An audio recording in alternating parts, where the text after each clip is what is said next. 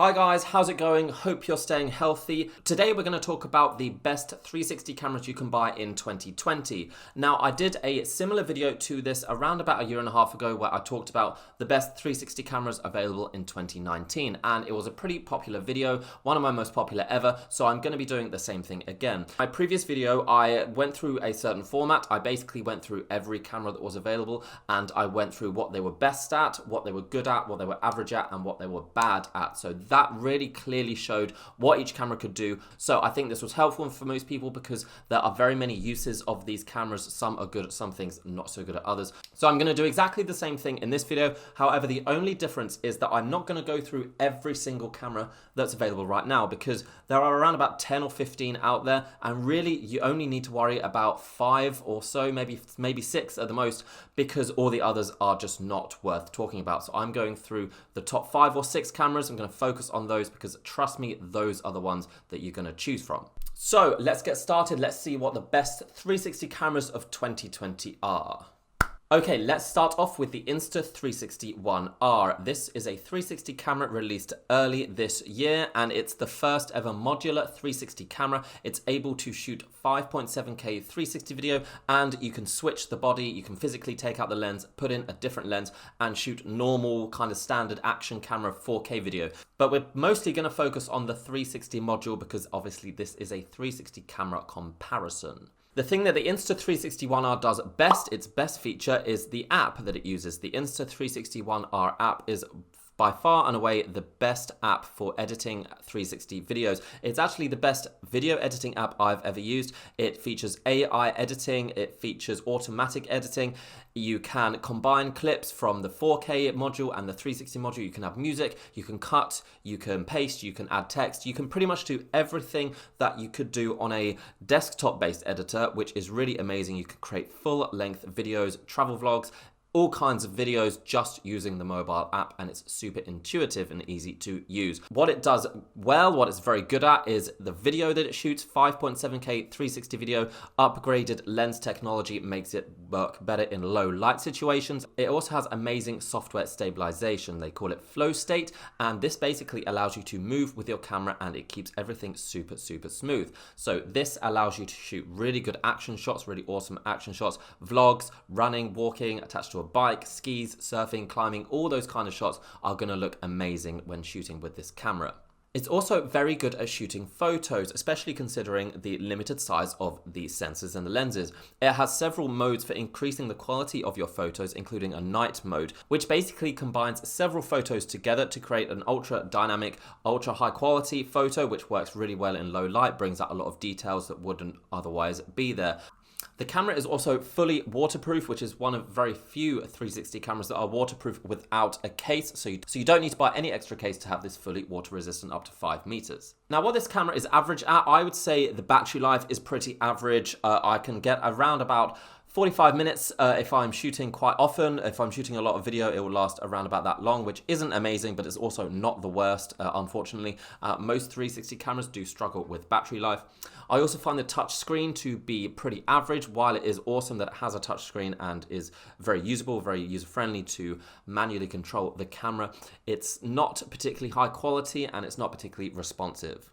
Now, fortunately, there's nothing actually bad I can say about this camera, nothing that's really negative or a deal breaker, which really makes this one of the best 360 cameras out right now, and definitely a top contender if you were into vlogging, travel vlogging, action shots. This is definitely one of your top choices. Okay, the next camera I'm going to talk about is the GoPro Max, which was released late last year and is also one of the top 360 cameras available right now. And again, it is 2 cameras in one. However, it's not modular. It features a 360 mode and a hero mode. 360 mode uses both lenses to shoot 360 video and photos, and the hero mode uses just one of those lenses to shoot 1080p video. The absolute best feature of the GoPro Max has got to be its video quality.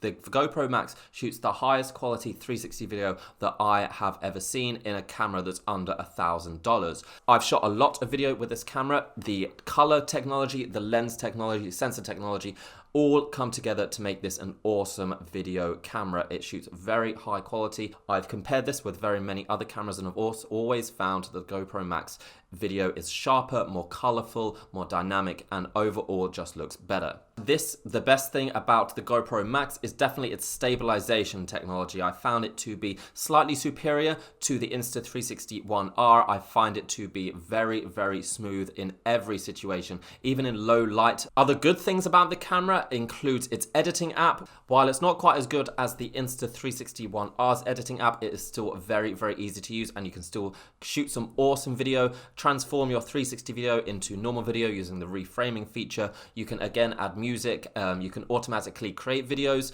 using text, using music, and it will do that all automatically, so you can quickly create very social media friendly videos using this camera.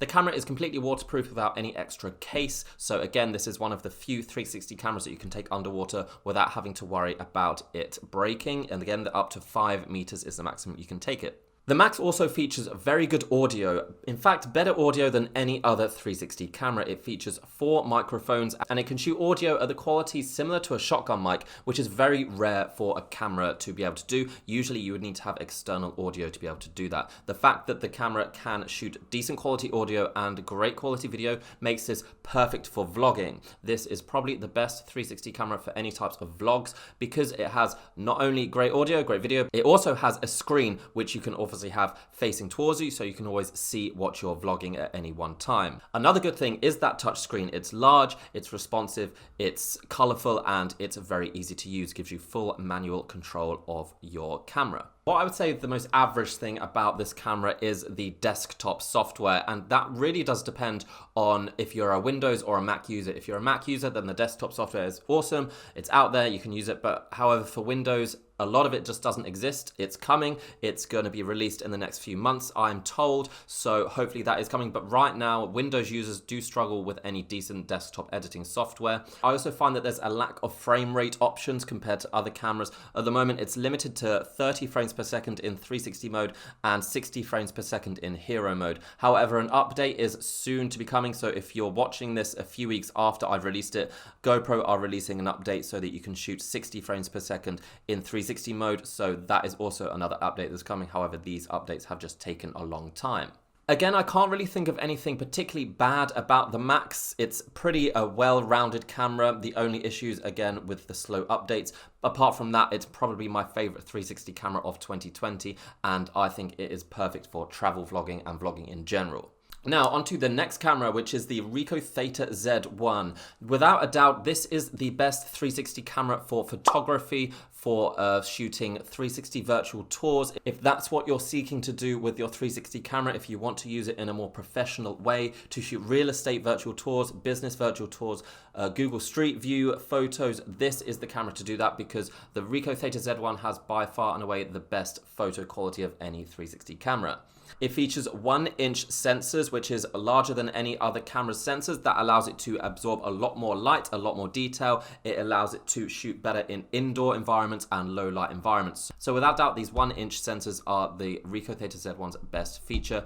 Ricoh also developed a dedicated Lightroom plugin for super smooth workflow. It allows you to stitch and edit your photos straight in Lightroom and means you don't need any extra program to work with the photos. You can just edit in there, export. And compared to shooting a virtual tour with a DSLR, for example, the workflow is literally 10 times faster. Trust me, I've tried with both, and the difference in quality isn't necessarily massive. What's good about the camera is that it has very many manual photo modes. You have HDR mode, you have full manual control, you can shoot in super low light conditions, you can shoot DNG RAW, which obviously brings out a lot more detail in your images. I've taken this to the middle of nowhere in Iceland and shot literally in the pitch black of night and managed to shoot some astrophotography, managed to capture some of the northern lights, the aurora borealis, which would have been basically impossible with any other 360 camera. The Z1 is also the only 360 camera to feature variable aperture, so that again gives you so many more options for shooting different types of photos, for capturing in different lighting conditions. Again, it's just a camera that's very much dedicated towards photography. The average things about this camera is the lack of a touch screen. There is no fully manual control that you can do with your touch screen. There are some settings you can pre-program in. You can obviously change from photos to videos. There are a few manual buttons and a screen that displays what the current status of the camera is. But to have full manual control, you need to connect to a phone app. I would also say the price of the camera is something to keep an eye on. It is one of the most expensive 360 cameras out right now.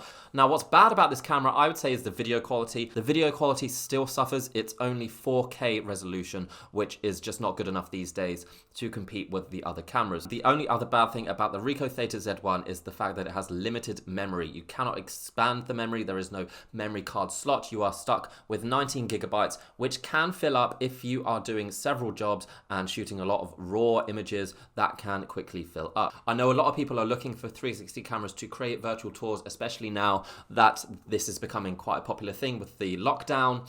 A lot of companies are moving towards creating virtual tours so people can look inside their businesses while they're locked away. If you're looking for that, then this is the camera to get for that purpose.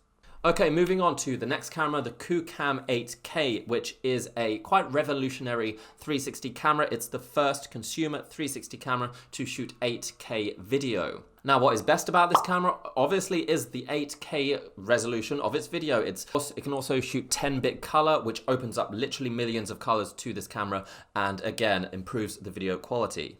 One of the good features about this camera is the fact it can shoot really high quality 360 photos. It can use a mode called DNG8, which stacks 8 raw images on top of each other to create a super dynamic image, and works really well in low light to bring out details, to bring out light.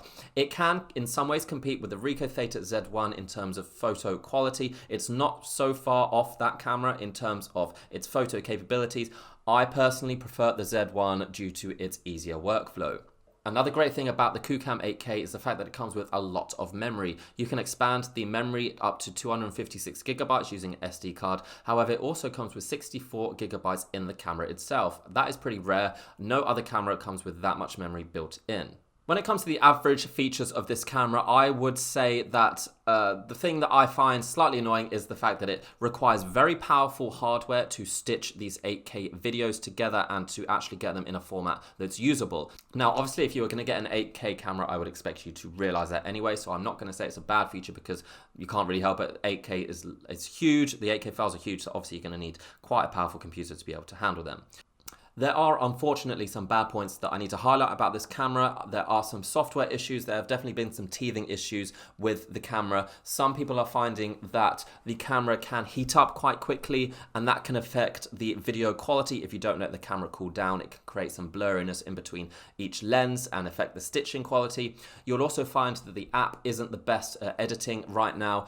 We have been told that many updates are going to be coming, so it is a supported camera. But as of right now, I've had the camera for 4 months or so, and I still find the software quite difficult to use, and that heating issue is also a bit of a problem, even though the camera does come with its own fan.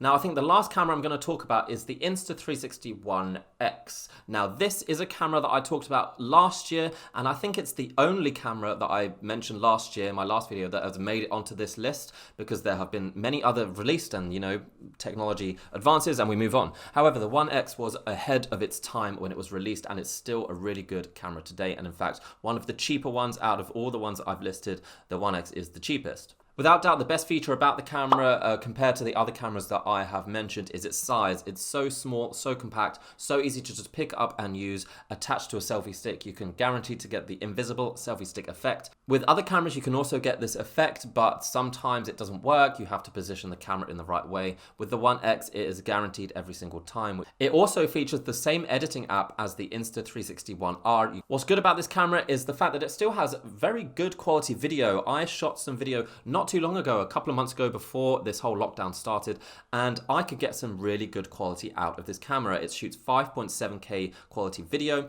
which is equal in terms of resolution to the Insta360 One R and the GoPro Max. However, the lenses aren't quite as advanced. It's been a few years since the camera was developed, so overall, in direct comparisons, other cameras do look better, especially in lower light situations. It also features amazing stabilization. You can use this as an action camera just as much as the other cameras that I've mentioned. In fact, Probably even better, because of the small size of the camera, you can put it in places that other larger cameras just wouldn't work. The camera also has some decent photo options. It can shoot HDR photos, it can shoot DNG RAW photos, so it's not too bad at shooting for Instagram and Facebook. I probably wouldn't use it professionally for professional photos, but for social media, the images are pretty decent.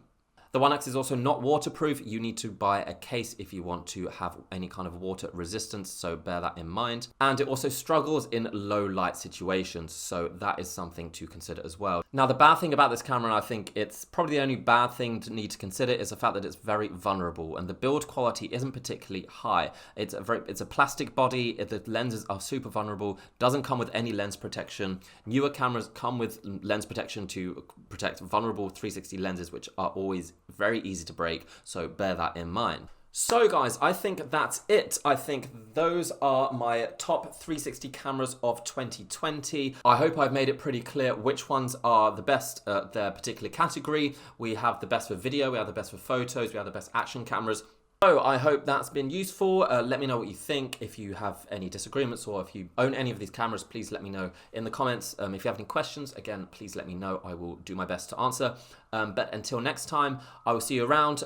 Stay tuned for more videos on some of these cameras. I'm going to be testing them and reviewing them, and hopefully going to be able to go out and actually use them again soon. It's hard being locked up all the time, but hopefully this video will help you choose the camera you want, and then when this is all over, we can get back outside and start shooting some cool 360 stuff. So until then, I hope you stay healthy, I hope you are well, and I'll see you around. Bye.